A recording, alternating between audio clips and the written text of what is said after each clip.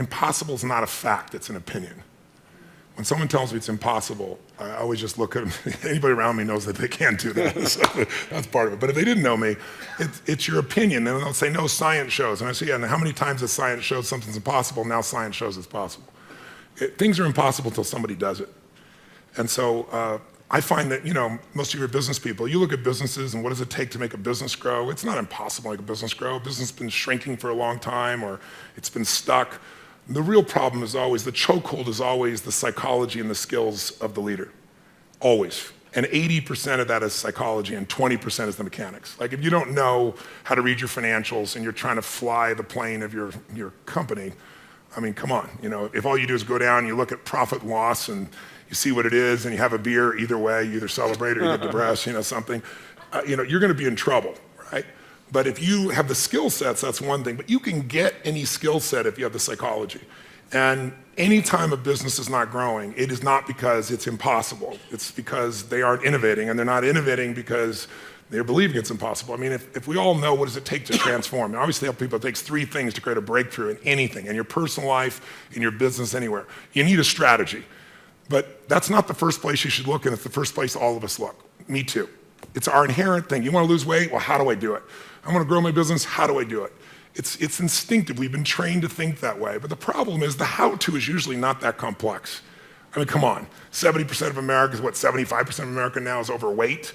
Is that because it's so complex how to be fit and strong? Right? Only the 1% know the answers. They hide it from you. You have to work your ass off to not hear what it takes, right? And so I remember I went to a TED Med Center and I watched about 12 doctors, one after another, get up and do these stories about how we could just get patients to take their medications and trying to figure out the whole thing. And I was just looking and going, you're all talking about strategy and you've forgotten psychology. Because strategy is wonderful. I'm a strategist. I spent my whole life figuring out strategies. As we both know, a strategy could save you a decade, right? In business, strategy could save you, it could make the difference between success and failure. But most people have strategies available, or they could get them, or you could create them. But the problem is you got a story. And your story is why it isn't working. And the story is, I've tried what? What? Everything. If you tried everything, you'd be fit, right? If you tried everything, you'd be profitable. If you tried everything, you'd be there. But people say it, I'm big boned. That's what I used to say. I'm still big boned, but I'm 38 pounds lighter than I was 25 years ago, and I've never gained it back, right? When I was big boned, that was my story. All the good ones are gone. That's why I'm not in a relationship. Or they're gay and I'm not, or I'm gay and they are, or whatever the story is. There's always a story. And what I tell people is, if you can just divorce the story of your limitation and marry the truth of your unlimited capacity, then the whole game changes. But it's hard to do that because when you're in your story, you don't even realize it. So you need a third piece for a breakthrough, and that's really what my life's about, which is changing people's states.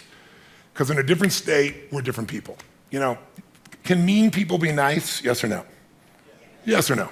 Of course they are, when they're in a nice state. Can nice people be mean? Sure, they get a mean state. So really learning to train yourself to be in an ideal state where the best of you comes out for yourself, for your family, for your mission, for your world, for your coworkers. To me, that's one of the most important decisions in life to make. You ask me, out of all the people I've met, all the things I've seen, what creates a magnificent life? Everybody has goals and dreams that are different. Some people want, picket fence. Some want to make $1 billion. Some, want to have this huge breakthrough in technology. Some people want to write beautiful poetry. Whatever is right for people is what I want them for themselves. I don't want them to be like me or you or anybody else. I want them to have their dream. But to have it, you need 2 skills. You need, number 1, to have the science of achievement. It's a science. You have to know how to take your vision and make it real. And most of the people in this room have already figured that out. And this guy sure as hell has, and you have, and I have. So most of us know, and we can all refine our skills in that area. But we know how to take what we dream about, make it real. And if you don't, you can learn from somebody who does. The simplest thing is get crazily hungry for something. We all know when you get so hungry, so desirous, your brain starts coming up with answers. And then it's massive action, but effective execution, which is all modeling, which is, I assume, what this is about. Find the best example, compress the time. Let someone else take 20 years to figure it out. You do it in 2 weeks or 2 months or whatever the period is. We should all be standing on the shoulders of the people around us instead of reinventing the wheel. Пройдите тест от Тони Роббинса «Колесо жизни» бесплатно по ссылке в описании к видео.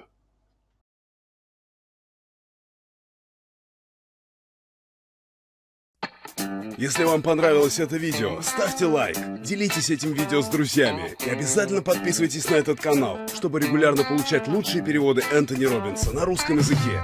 Живите в полную силу, живите со страстью.